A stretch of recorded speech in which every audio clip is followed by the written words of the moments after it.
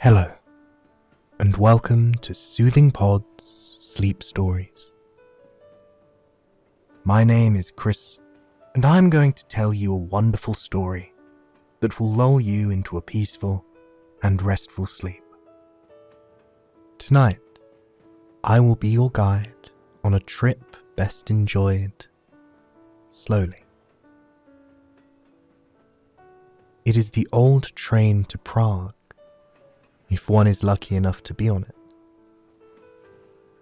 Book a ticket at just the right time and place, and you can enjoy a glorious show of nature.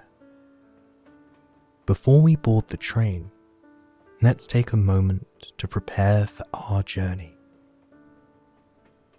And we do this by cancelling all other distractions. The announcements on booming loudspeakers, the other passengers rushing by, some racing down elevator steps.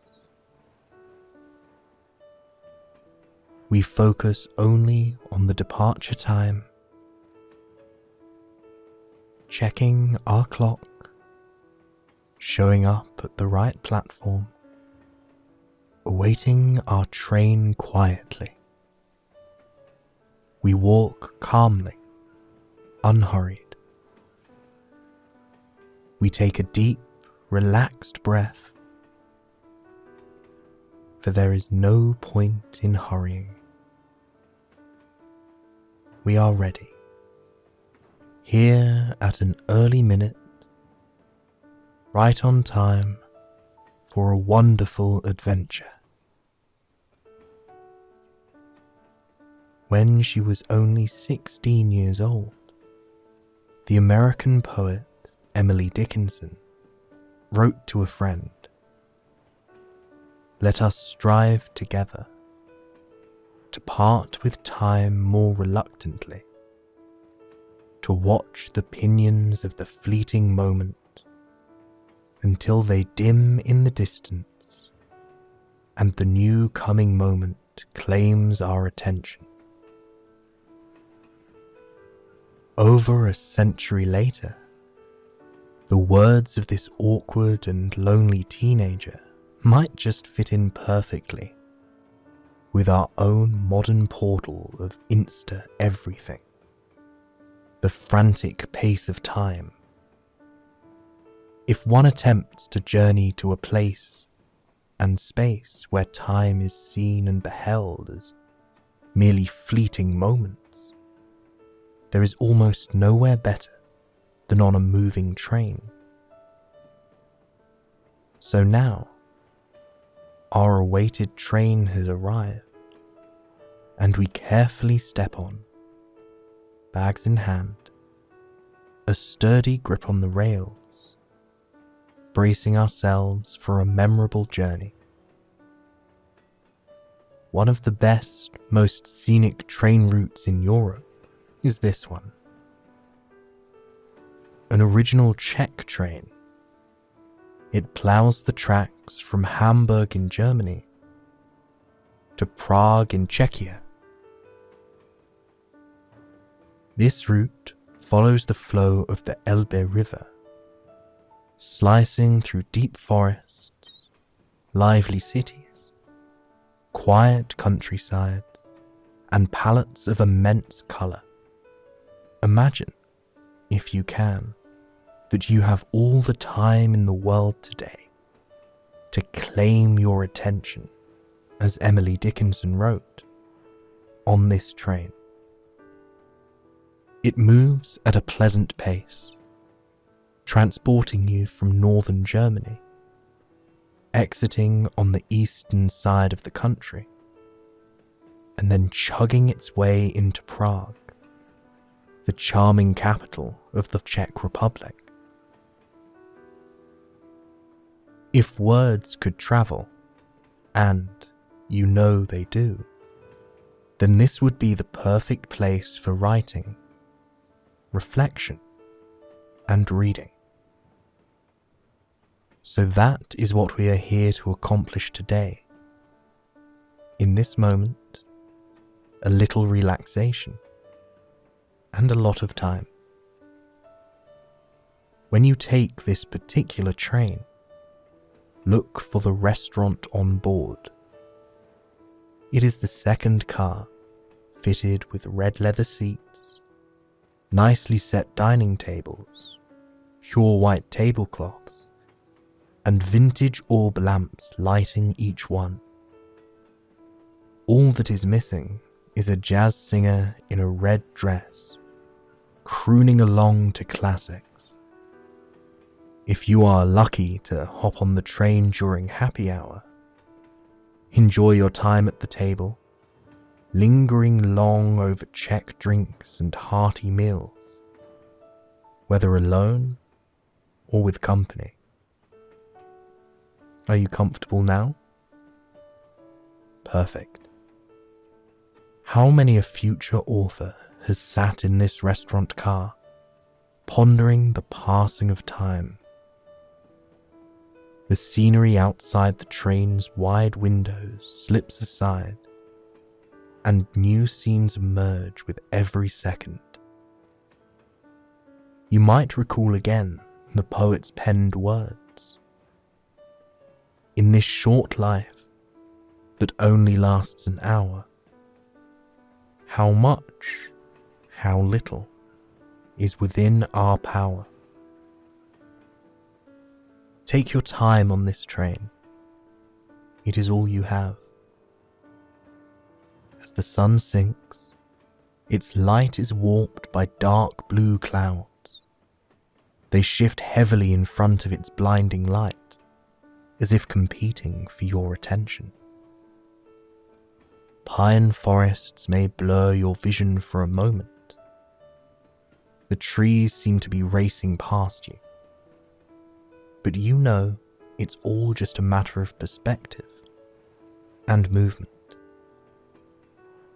As your train approaches a village, you observe the slanted roofs of typical German homes, all uniform in colour, all with neat open gardens, unfenced. It's only a few seconds before rolling hills sway by you again. And then a body of water. As the evening sun continues shining, those competitive clouds now part. You chug past a lake, the light reflecting sharply in the water's stillness. Overhead, birds soar in a V motion, and your gaze wanders to where they might be headed. Within seconds, they and the lake are far out of your view. You turn your attention to the restaurant menu. Seasonal delicacies and the wafting aroma from the train's kitchen start up your appetite.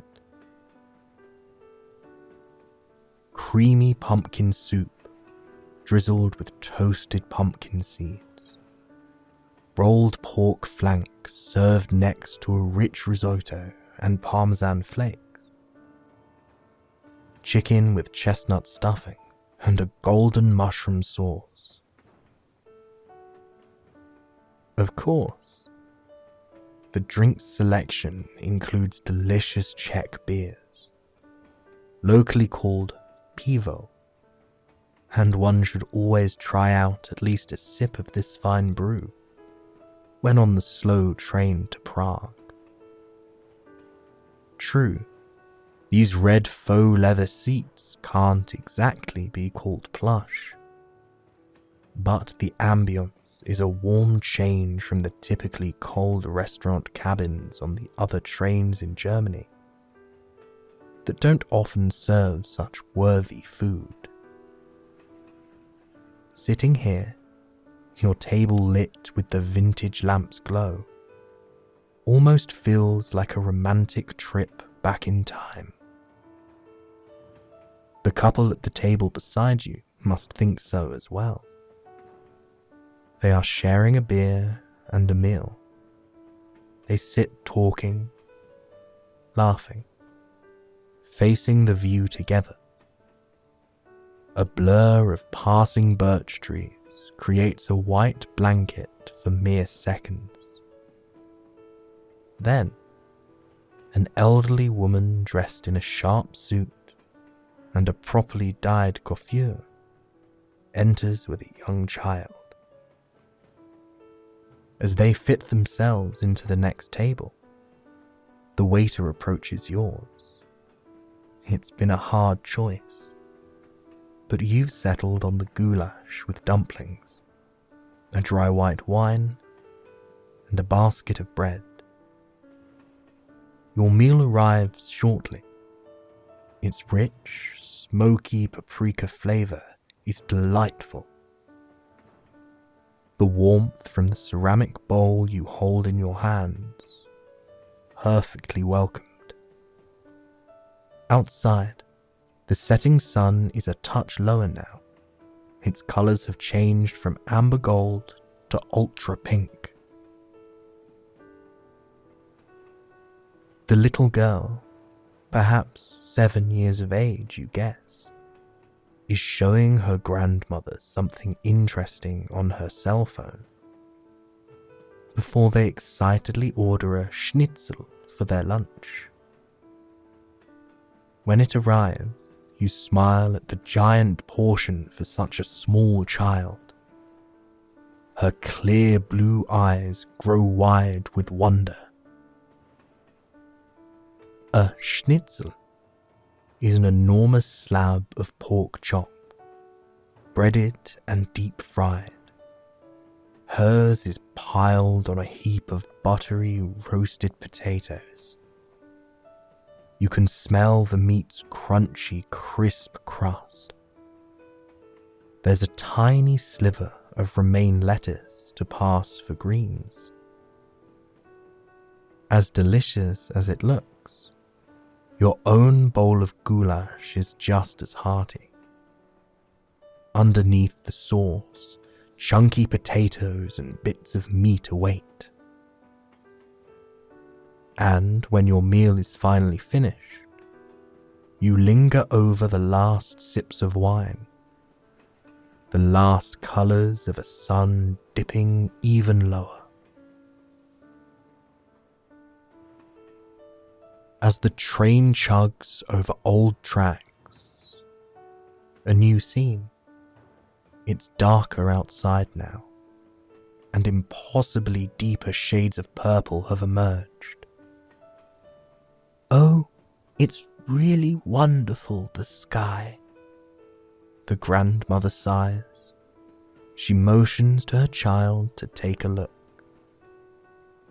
Within seconds, that sky is fully charged with a fiery red, like flames splashed across the horizon as far as you all can see.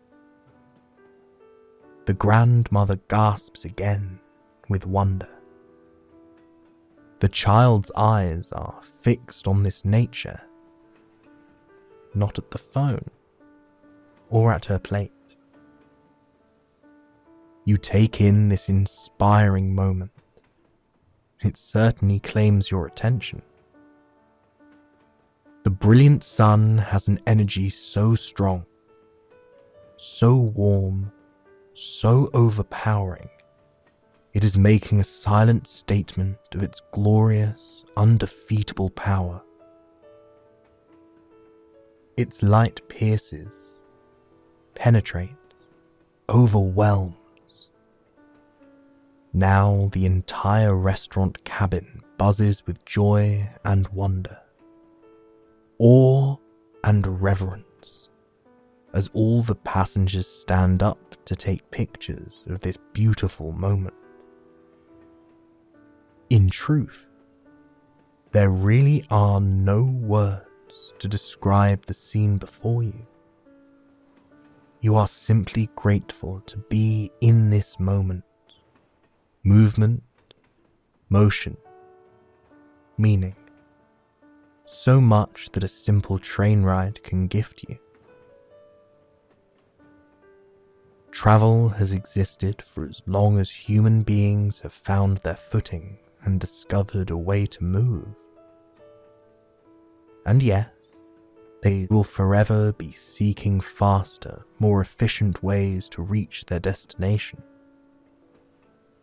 Yet, the ritual of sitting in a train and simply enjoying the journey, not rushing to get anywhere, is a pleasure all on its own. And not everyone may have this luxury of cherishing it. "What a gorgeous picture," says the grandmother, admiring her photo of the sunset.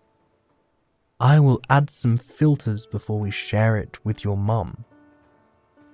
"No," the little girl pleads. "No filters, grandmother. This is nature. This is beautiful. This is perfect." Wise words from a small human, you ponder. Smiling to yourself, your gaze is fixed on the light, as if the train is chasing its last shimmers. The red spray lingers, a sky on fire. The train slows to a halt as passengers alight and new ones arrive. They shuffle with luggage and haul it over cold tracks before coming together for a warm embrace. As the movement of the cars is stalled, you realize that this here is another captured moment. The hug and kiss of those greeting their loved ones. Arrivals, departures, reunions. Reunions. Intimate moments on public display. And you find wonder again in being here to glimpse, to witness the sweetness of strangers in time. There is the long-awaited grand finale of a journey. The sigh of relief when the hardest part of a long-distance trip is over. When you fall into a loved one's embrace and know you are finally home. In the end, it doesn't really matter where in the world you are traveling, or the speed. It only matters that the motion, movement, memories take you there.